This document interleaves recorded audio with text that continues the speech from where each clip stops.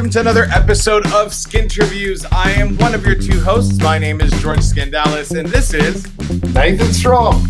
We've got an amazing episode lined up for you today. We're heading all the way from Toronto and Ottawa to the West Coast, and we are meeting with a dermatologist that's got next to perfect skin. In fact, I probably think I'm a bit of in the doghouse with her today, as May is Skin Cancer Awareness Month, and as you can see by my Rudolph nose, I got a sunburn yesterday for the first nice weather we had in the city. I'm in trouble, Nathan. I know you might be in a bit of trouble today, but if there's one thing, like one word I can say about this person we're inviting on the show today, the word is beautiful, and I've got 3 reasons for that. One of them you just mentioned, this lady has the most beautiful skin you ever see. The second thing I will mention is, if you've ever had a chance to go to her clinic in Vancouver, it has the most beautiful views you'll ever see in a clinic in probably the whole world. And the third thing is, I've had the opportunity to meet her a few times over the last 12 months, and she's a beautiful person as well. So, George, I'd love you to invite her out. Well then, without waiting any longer, and I hope I don't get in too much trouble, we want to welcome to Skinterviews Dr. Shannon Humphrey. Welcome to the show. Hi. Thank you so much for having me. I'm great. And I'm already feeling a little bit shy. That was the nicest introduction of all time. Well, do you want to warm up by yelling at me about my sunburn on my nose? No, I'm like already too like bubbly and heated up. I said like a sweet introduction. The beautiful intro was really, really nice. And yeah, you should stay out of the sun. Yeah, absolutely. Well, you know what? I always have a bit of an issue when we just say someone is beautiful or they have beautiful skin, because there's so much more to you. From what I've learned from Nathan and from colleagues of yours, you are extremely intelligent. You've got a great personality, which we're going to see through some of your family photos, and you run a very, very successful clinic. So congratulations, and we're really happy to have you on the show. Thanks. I'm excited to be here. And for those people that really know me, they know that I'm a little bit private.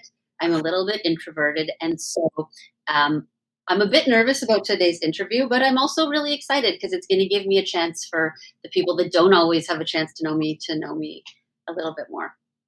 Awesome. Should we get right into it? Let's do it. All right. Let's go right back to day 0. You enter this world and your parents name you. Is your full name Shannon Humphrey, and is there any meaning to your name? Were you named after someone?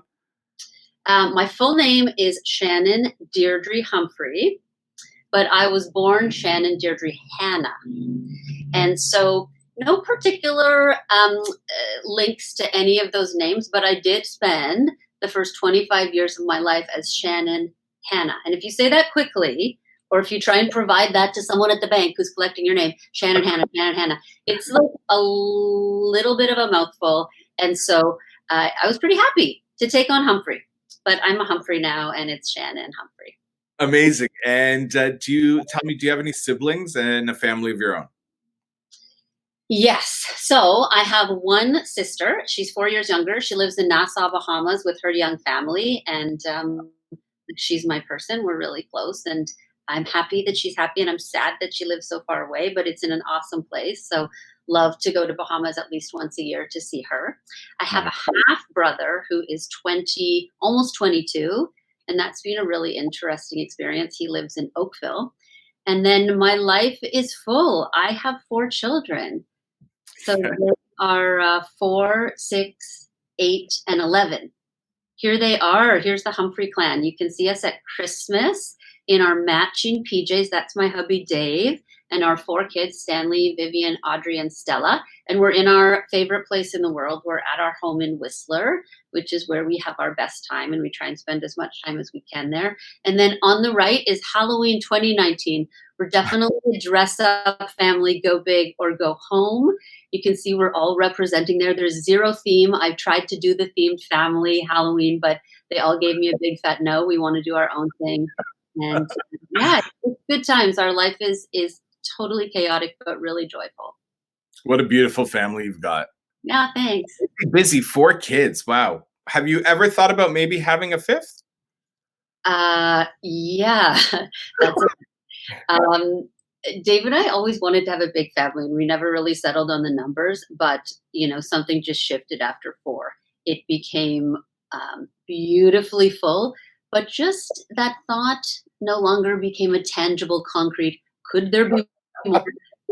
This is our family, and we're really enjoying the crazy ride. That's amazing. Congratulations. And you're outnumbered. You're totally outnumbered. Totally outnumbered. Totally outnumbered. But no, it's been a really great thing. And we're kind of shifting into that next stage where no one's in diapers, everyone sleeps through the night. And so in some ways it's easier. Now we're like loving to travel and do things together as a family. In some ways it's harder because everyone has an opinion. Like trying to pick a movie for family movie night takes longer than the movie itself. And the further down the pecking order in the kids, the stronger the opinion is because they're so used to fighting for their own space. So even the little guy, he will just dig in and it's like, no, I only accept something to do with dinosaurs. And you can only watch like Jurassic Park and The Good Dinosaur so many times. So it's an interesting time for us. That's amazing.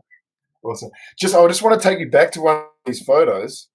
The little one in the pink there, is that a rabbit costume? Oh man, that is a fuzzy rabbit, and that embodies her personality to a T. Viv is a spicy, wild, free firecracker. Yeah, I love that photo of her. Like, if I had, she's got a dancing bug, like in that, like when she lets loose, she just lets loose and like lives in her body, and it's cool. It's inspiring to see. And as a parent, so fascinating day after day. They are their own little people. We don't create them in our image. They come out a certain way and maybe we like nurture them and support them, but really they embody their own skin, and it's better to just kind of support them and nudge them in the direction that they want to go. So let's take us back to when you were around your children's age and Yeah. talk to us a little bit about your school days and elementary school and high school. Yeah, I mean, I'm a lover of school. I stayed in university for something like 15 years. So it's school was good for me. I love to learn. I like to study. And so grade school, high school, same thing. It was a comfortable place for me. There was, I know high school and teenage years are tricky for some people, and the social piece is always an issue. But I love school. I liked to be in a place where it was kind of cool to try hard and study hard. As boring and lame as that sounds, it's true. It's great though. Look where you are today. Exactly. Worked out. Yeah. So we have another photo of you, and before I ask the question, I'll show you this photo. And was it always being a doctor in the plans? Yes. And it wasn't always being a doctor. It was being a dermatologist. And Wow. so this is Halloween and I'm 9. And I have known I wanted to be a dermatologist from the time I was 8. And so I had a woman dermatologist in Oakville, Ontario, and it was not glamorous at all, but she treated me for warts and eczema. And I remember the office visit when I thought I could do that. She just was like, she made a big difference on my life by helping me. She seemed super smart. And then what sealed the deal, and I haven't told too many people this story, she opened her sample cupboard and it was filled with little samples of topical therapeutics. But in my memory, when she opens it, light shines out of the cupboard and the Hallelujah chorus played. I remember thinking, this woman is a doctor. She's got a great job and unrestricted access to skincare products. Like that is my dream future. And my mom remembers it too. We drove home that day and I said, I'd like to do that. And she's such a great champion. She's like, sure, you want to be a derm? Here's what you have to do. And the rest kind of is history. So I feel really fortunate that it crossed my path at such a young age and I just went for it. So apart from that dermatologist, who else were your heroes growing up then? I have to say, like, I'm a big fan of little heroes, people who've made small impacts and kind of championed you along the way. Certainly this dermatologist got me started. My mother has been amazing at just reminding me that I can do it, reminding me what my dreams are. And like I said about my own kid, not forcing me to something, but like just pushing me along where I told her I wanted to go. So I really think it's like little people, little tiny impact over time that makes a big difference and adds up to a Cool. hero. Awesome. Now, we've got some photos of you and your husband here, and I think you've got a little bit of a story to tell us about one of these photos in the middle here. I have a few different stories to tell you, and I can't believe these are all in one collage. But let's start on the far left. This is the earliest. I'm 21. I am just back from a backpacking summer in the Greek islands, and this was the last time I had a tan. I knew I wanted to be a dermatologist. I went on this trip, said to my girlfriends, guys, this will be the last time I ever lay in the sun, and I did. I look at it now and I have full tachycardia. I'm like, oh my God, what did I do to myself? But at least I've had now the second half of my life for my skin to do its own DNA repair damage. We were actually sitting on the couch with my grandparents. You can tell by the like cross-stitch pillows. We were having a visit. I was introducing Dave to my grandparents. We're not engaged or married at this time. And then, the other two pictures, Dave and I, like with our family, we're a dress-up family. Here we are at a charity gala, and it was through the looking glass. I'm like, what am I going to be? Of course I'm going to be Alex. I have long blonde hair. And I went looking for an Alice costume. And what I learned is that every children's character has been turned into an adult costume. And it has the word sexy added into it. So I found 999 sexy Alice costumes, which to me seems totally off. Totally. I managed to find the only one called Authentic Alice, and it went over so well. I was the only Authentic Alice. All of the others had deep cleavage miniskirt. So I was Authentic Alice, Dave with the March hair, and then top right, that's my 40th birthday. We're at the top of Whistler. We hiked up Whistler to celebrate my birthday. We had lunch up there, and we're kind of an active couple, like to do things outside together for our time together. That's amazing. That's amazing. I want to ask you about those awkward teenage years, about your first love. Do you remember your first love? I'm not sure there was a first defining. High school, there were several, nothing like meaningful, pivotal.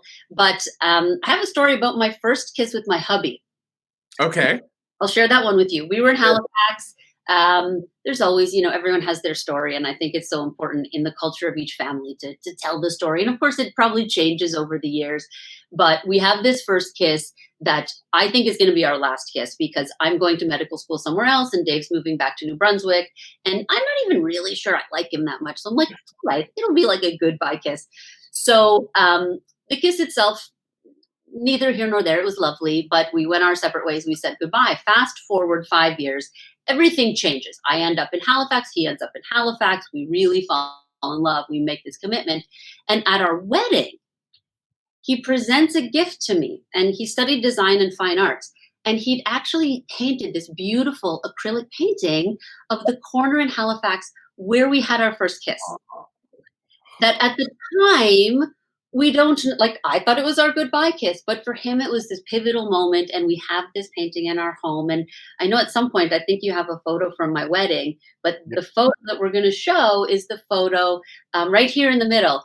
This is me at our wedding being given the gift of a painting with the location of our first kiss. So really, really special, very thoughtful.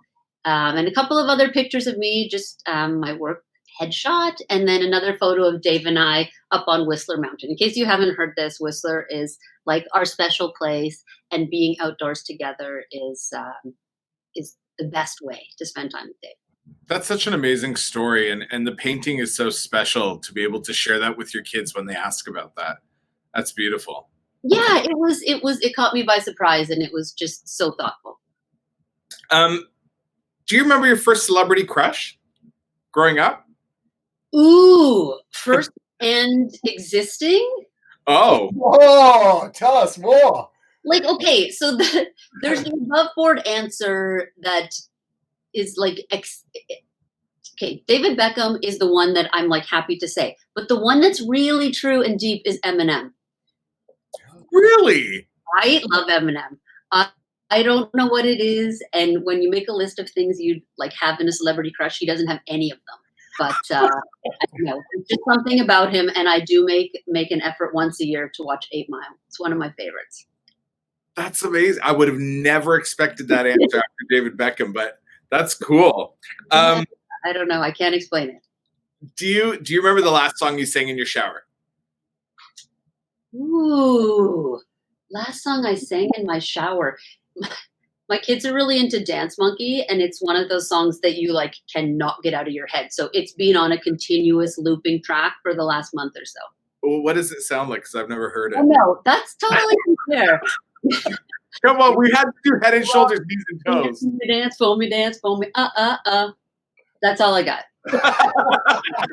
I am what they call a choir singer. I sing really, really well when other people are singing around me, but I need them for my tuning. Otherwise, it's a no. Do you think any of your children are going to follow in your steps in as a doctor, dermatologist? Have they expressed any of that? Do you talk about it with your husband? Like, I think, Viv is going to do this, and I think so-and-so is going to do this. Yeah. We talk about it, and I am that mother, because like I love my work and I want my children to be their most happy, fulfilled selves. And so in that way, I'd love them to have whatever I have that has been good for me. However, no matter how I put it, especially the girls, it's a hard no. They're like, no, Mom, no, that's you. But heartwarming is my little man, Stanley, who's 4. He has recently declared that he'll be a dermatologist so he can come to work with me and he never has to leave me. So from his mother, that gets a hearty yes. Yes, I want that too. So he's pretty cute right now. Can you tell me the last lie you told your children? The last lie I told my children. It's like a partial truth. I tell them that eating their avocado will make their hair grow longer and faster. Yeah. It's got a little bit of truth. I understand the science. It's really not true, but a lot of reasons why they should eat their avocado. And so I'm actually okay with that one. I'm literally crying from laughing so hard today. Oh. Do you have any hidden talents that we should know about? I mean, we know that you're a choir singer. I'm incredibly flexible. I think that I could have been like a contortionist, like full. That's just how I was born. All the docs out there are like, oh, does she have some sort of like collagen disease? Maybe, but like all the like bendy things around, I can touch my tongue to my nose. I have always been able to do the splits. So I like missed my calling as like yogi, gymnast, or contortionist. Yeah. Is it? Do we know? Is it a gene that makes your tongue be able to touch your nose? I know this one's a gene. Oh yeah. Where they do the 3-leaf and the fold over. You could do it too, Nathan. That one's gene. But I wonder if the genes. I don't think they've isolated the gene specifically. So it's that Shannon gene. We got the Shannon gene again that she knows. So speaking of yoga, what does Dr. Shannon Humphrey do in his spare time to wind down or relax when you're out of the practice? Yeah, I mean, number one for me is family time, and I really have tried to commit to protecting that without compromise. I'm pretty driven. That is how I was like, that's my makeup. I was born that way. And so to relax and get family time, I sometimes need to take myself out of my regular environment, which is why Whistler's been so good for us. Like in the city, I don't relax that well. In Whistler, no problem. And so downtime with family. I'm also a pretty high energy person. Like picture puppy dog needs to be run. And so for me, it's all about activity. So like I love yoga. I love to run. I do some weight training. I like hiking. I like anything active and has to be every day and has to be for like at least an hour. Otherwise I get kind of jittery. But yeah, I know myself and it's good. And that works for me. I like that. I can relate to that. I'm one of those people. If I don't exercise, my wife wants to kick me out of the house. Like I can't control myself. So tell me, what's the first thing? No, just wait, about your wife. One of the things that Dave has done that works so well for our marriage, he can tell when I start to get a little bit wound up, just a bit irritable, a little bit. And so from time to time, he'll actually stand at the front door and hold my running shoes. And when I was young and, took things personally, I'd get really angry. And now I just take the running shoes and say thank you and go out the door because I come back feeling so much better. And so it's better for everyone that I get my exercise. I like that. Maybe that's why my wife is telling me to get on the Peloton all the time. Yeah. So Yeah. that's Better for everybody. Better for everybody. Yeah. So tell me, what's the first thing you do when you wake up in the morning? So I'm a morning person. I love the mornings. I don't know. And I tend to wake up in a good mood. Get me around 4 o'clock and it sometimes is a different story, but no, I just love it. I kind of bound out of bed, have my clothes all laid out and ready. I'm not a breakfast person. Love a piping hot cup of coffee with full fat cream. I will not sacrifice on my 18% organic coffee cream. But yeah, that's it. It's I just get up and go. I like to get a really early start on the day and just take advantage of my best hours. So let's talk some business now. We live in a fast-paced industry. Being a dermatologist is a ridiculously busy job. We all know that. So, what is there one thing in our profession that the average person doesn't know that you wish they did? Hmm. Particularly in the aesthetic space, I think if everyone understood the positive impact we can have on our patients' lives, our industry would be perceived much differently. And especially through COVID, I've just learned so much from the patients who've reached out to me, so eager to come in. The messaging is all around quality of life, emotional deliverables of what we do. Oh, I just can't wait to get in there and feel great and take care of myself again. It's not like, oh, I have wrinkles or saggy skin. I need you to take care of that. It's just can't wait to get back in there and see you. And so it's really about relationships, about feeling good around treatment. And I just think that from a value perspective, if everyone understood that we're in a feel good, take care of yourself kind of wellness space, it would really shift the perspective of what we do.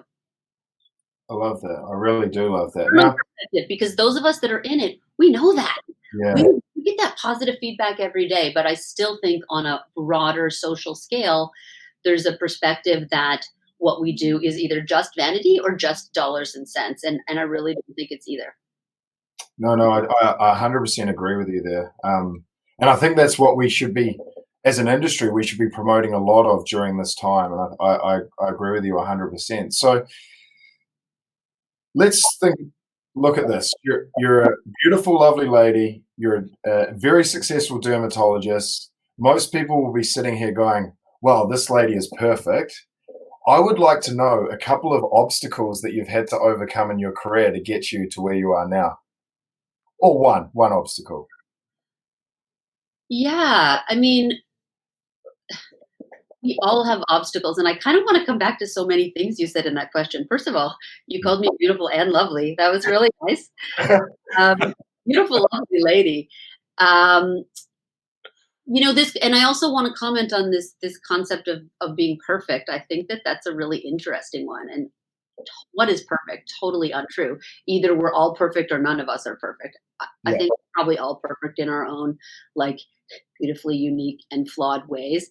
But when I think about myself, and once I've gotten to know people well, a common, especially professionally, a common thread or comment that's been made is like, wow, I used to think you were so perfect, but now I can see you're actually very real.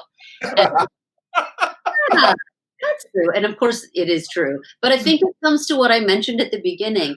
I'm a little bit private and introverted and shy. And so professionally, it's not that I put on a professional face, it's just not as effortless for me to share the small details of who I am. And so I think that's where that perception comes from.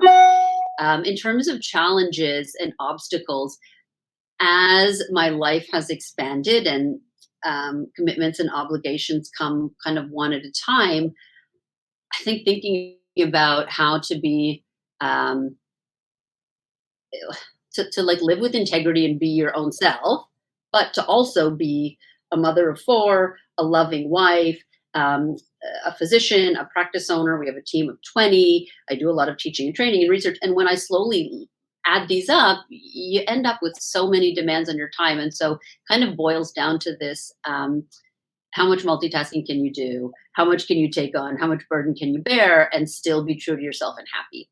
So it's a common theme in today's society. I think to a certain extent, women have to address it more than men, and it's not a one-time obstacle, but it's an opportunity. Life's a journey, right? And not to take it too seriously, to feel free to screw it up and just be resilient, get over it, and do it different next time. These are important themes in my life. Have you always been this self-aware? Is it a personality trait, or is it something you grew into? Because I think when talking on that note about perfection and introvert or extroverted or an introverted extrovert or whatever it might be, you once you start talking to you, beyond all your other successes, whether in a physical or professional matter or personal matter, you're very self-aware, and it's very appealing to somebody that might be watching and listening to you. Has it always been there, or did you grow into it? I think I grew into it to a certain extent, yes. And it's that like internal dialogue analysis, sometimes over hyper awareness about what's going on. But as I've stepped into a number of leadership roles, the learning curve is so steep, and in all aspects of my life, I'm a big advocate for basically professional guidance and input. People come to me for my guidance with their skin, and so I have worked with a number of executive and leadership coaches over the years to learn more about my personality and my style. And it's funny that you raised self-awareness, because in a recent inventory, like a psychology assessment I did on leadership traits, and it was the scale they used was CEOs of Fortune 500 companies. And on self-awareness and impulse control, I scored off the charts, like greater than 99th percent, which was fascinating for me, because in other areas I didn't. And there's lots of room for improvement, but self-awareness and impulse control are two that, I guess have helped me in many ways. The self-awareness thing helps, but it also sometimes is a lot, because there is this constant, why am I feeling this way? Why am I acting this way? How could I use my own traits to, sometimes you got to just get on with it. And then the impulse control thing, I think really helps me with big decisions, because I will collect all the information before formulating a response. But again, sometimes in the small, snappy decisions, it will hold me back, which is like why I'm not an emergency room physician, because that's not my jam. Like, right. Well, tell me, how fast was the other car going? Are you allergic to this life-saving medicine? No. So derm was a really good fit based on my personality. Do you find, as far as gender is concerned, do you find that you have to work twice as hard being a female in this industry? Or is it because this industry is such in aesthetics or cosmetics or skin health, and having next to perfect skin, we all have perfect skin, I should say. Do you find that helps you? I think this is obviously a complex issue, and we could talk for hours and hours just on gender in the aesthetic space. I see in some ways it's an advantage, in some ways a disadvantage. The disadvantage is kind of old school misogyny, sexualized concepts around beauty. But the advantage, which is where I prefer to pour my energy, is it's quite natural for me to talk about positive and graceful aging. It's very natural for me to share my own experience with patients. And then I think there can be an aspect of aspiration. My patients want to know what I'm doing, because I do take my own advice for my skin. And that I think is quite natural, being a 41-year-old woman. And so I prefer to kind of focus on the positive of being a woman in cosmetics. Love that. Well, I want to ask you, maybe, and it doesn't have to be a negative question, but we usually ask people what pisses them off or gets them really riled up about our industry, or something they could change in how it's maybe marketed or come across, or something if they could have the wish to make their fingers snap and something would be different tomorrow morning about our industry, what would that be for you? It's a good question, and it doesn't immediately resonate with me because it's not in my personality to be like, I'm so pissed off. But things that bother me or that I would change if I could would be like the model of care that has become the norm. So I think the model of care for aesthetics in Canada is largely transactional.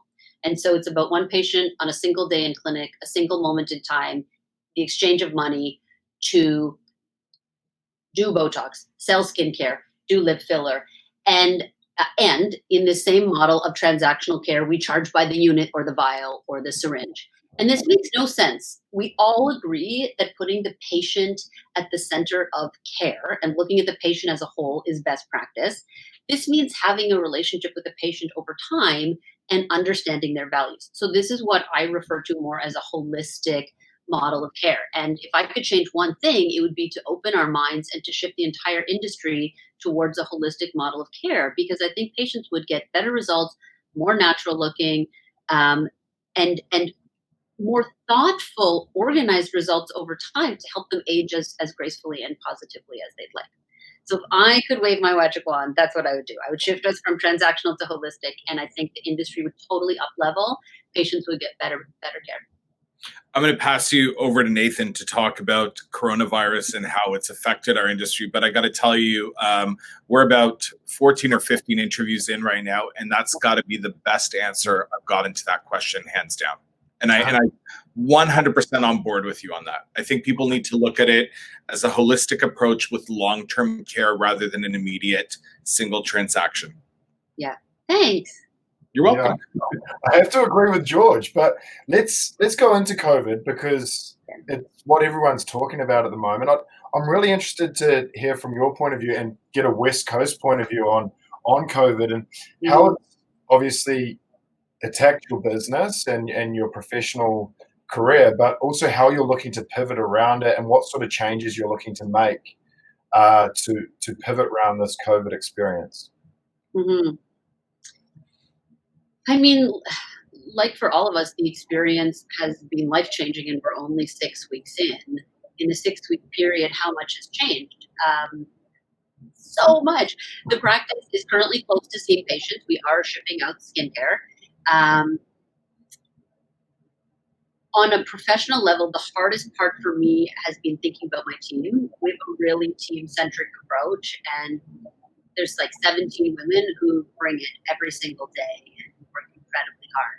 And so that's been the hardest thing for me, is just knowing the impact it's having on them and their families and their financial concerns.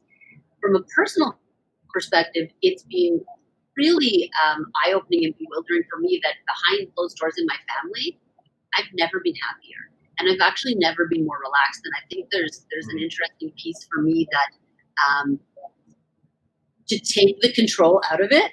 I can't control this. I can do my best in the moment, but I have no control over where this virus is headed. It really has made me feel unburdened and a bit more present in my regular life. What was the second part of your question? Well, that was pretty much it. Just how you pivoted as a company, what you're doing to change to combat this COVID virus.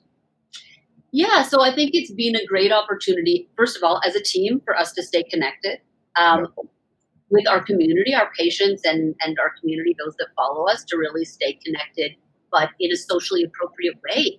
We're not thinking so much about what's the right product for you or the right treatment. We're really thinking about supporting people to get through this, to feel their best, to feel connected. That's really what we're all looking for. And I think we're taking the opportunity of coming back to the office as an opportunity to have a fresh set of eyes, a fresh start, and to do it in a thoughtful and way that's as safe as possible. I love that answer, and I'll hand it over to George because that sort of speaks to the mental health side of things. Yeah. So mental health is something we are much more aware of in today's society. and mental health issues are on the rise because as we become more self-aware, we go through processes that you look like you've mastered, but processes where we become more analytic of ourselves or of emotions, of situations. What are some of the ways that you deal with some mental health issues, whether it's anxiety over things like you mentioned, your staff, or Yeah. the contradiction of how happy you are at home versus what would happen if tomorrow everything went back to the way it was? How Mhm. do you deal with some of that stuff? Other than exercise, of course. Yeah, but I mean, exercise is part of it, and I think when you said which it looks you look like you've mastered it, kind of makes me chuckle because it's like any curriculum to master. The more you know, the more you realize you don't know, and the more work is required. And so, for me, it comes down to making a commitment to take care of oneself, and mental health is part of that. And it doesn't have to be stigmatized, and it doesn't have to mean major depressive episode. It can be anything. It can be the fluctuations in mood and symptoms of anxiety that we all feel. And so for me, yes, exercise is a big part of it. Being in nature is a big part of it. Connection, which looks different for other people, but for me it's largely with my family and my kids, spending as much time there as I can. I'm a huge fan of podcasts around mental health and wellness. I also really like there's a meditation app that I use, Insight Timer. I think it's one of the best ones that are out there. And I, don't have a ton of time, but I try and commit to a good 10 to 15 minutes a day. And that's made a really big difference. Sometimes I will get too busy and I'll stop doing it. I'll be a month and I'm like, God, I feel like crap. What is that? I stopped all the things that make me feel good. And so, I think keeping a little journal of things that make you feel good is important because life gets busy. There's so many competing considerations for our time, and to kind of go back and protect time for whatever it is that makes you feel good is important because it's a long life and you may as well do it feeling good. Got to feel good every day. Is there any charities or things you like to get involved with in your community or in your city, or something you like to support that you'd like to mention on the show? Yeah, I mean, I think because we're all so busy, when you're choosing a charity, it has to be one that really resonates with you personally. It can't feel like a chore or an obligation. It has to come from your heart. And for me, I'm just in that phase of my life where children are everything. And so my children are lucky. They live in abundance. They are loved. But I know that all children aren't. So I have been very involved with Children's Wish, and more recently with Canuck Place. And those are two charities that I've worked with locally to support because they do amazing things for British Columbian kids and their families. That's amazing. Congratulations and thank you. We're going to get towards the end of our interview now. We get into the section called Quickfire questions. Simple answers. The first one that comes to mind. Okay. Don't No put pressure. too. No pressure. No. I need a little sip of water. All right. Me This is too. our favorite part. Dry mouth is not good for an interview. All right, here we go. Red or blue? Oh, it was supposed to be black or white. But it is definitely blue. All right, black or white? Black. Ooh, salad or burgers? Yes.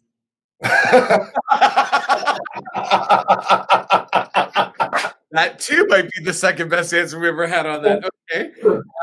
Stuck in isolation for 12 more weeks. You can only bring one skincare item. Stop. I would pick Skin Medica HA5. Okay. I would pick also the back bar size, the giant one. Favorite drink? It would be a tie. It would be between white wine, Aperol Spritz, and vodka soda. Okay. Coffee or tea? I think I know. Coffee. And lastly, Nathan or me? I don't know, George. I'm going with you.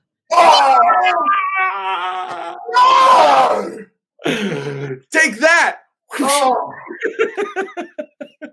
I'm not going to explain it. I'm just going to leave it. Yes. Bye, Nathan. Bye. Shannon, it was honestly really refreshing to have you on here. I love how well spoken you are.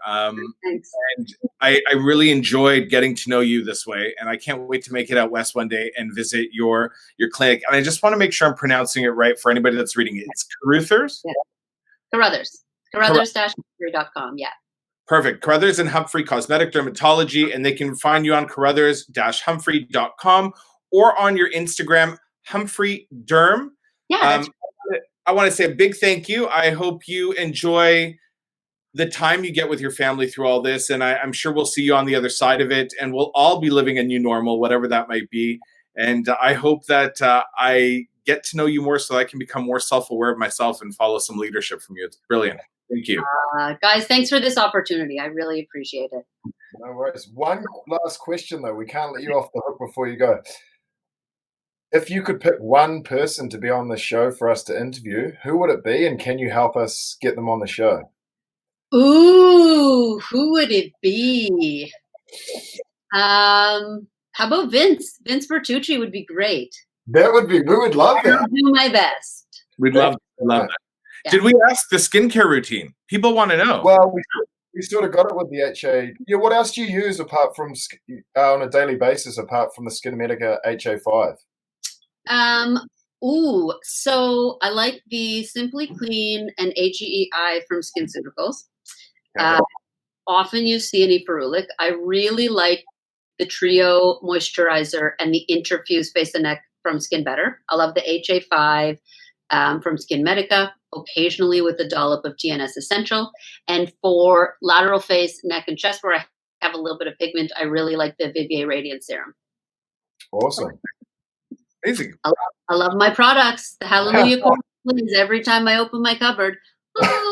Me too. And I got to remind myself to reapply every 2 hours when you're doing work outside. You need to wear a hat. I was wearing a hat. That's the odd part. What kind of hat? What kind of hat? Well, I couldn't wear my big J-Lo beach hat while I was cleaning outside. So I wore just a baseball hat, but it did get me. Yeah. But anyways, it was amazing to have you on. Thank you so much for being here. And I hope everyone enjoyed their interview with Dr. Humphrey, Dr. Shannon Humphrey, all the way from the West Coast. Please follow us to get more on Skinterviews. You can find us on our Instagram page, which is @skin.terviews by Nathan and George, or on Facebook, facebook.com/skin.terviews. You can also find us on LinkedIn and YouTube to catch our full episodes. And that will be at Skinterviews by Nathan and George. Make sure to stay connected. Make sure to send us a message if there's somebody you'd like to see on the show. We're going to try to get Dr. Vince Bertucci as requested, or as recommended, I should say, by Dr. Shannon Humphrey, as this is Skin Cancer Awareness Month. And please take my note from my nose. Please apply your sunscreen. Make sure to use a vitamin C serum and apply every couple of hours. Thank you for watching today, and we hope to see you on the next episode of Skinterviews.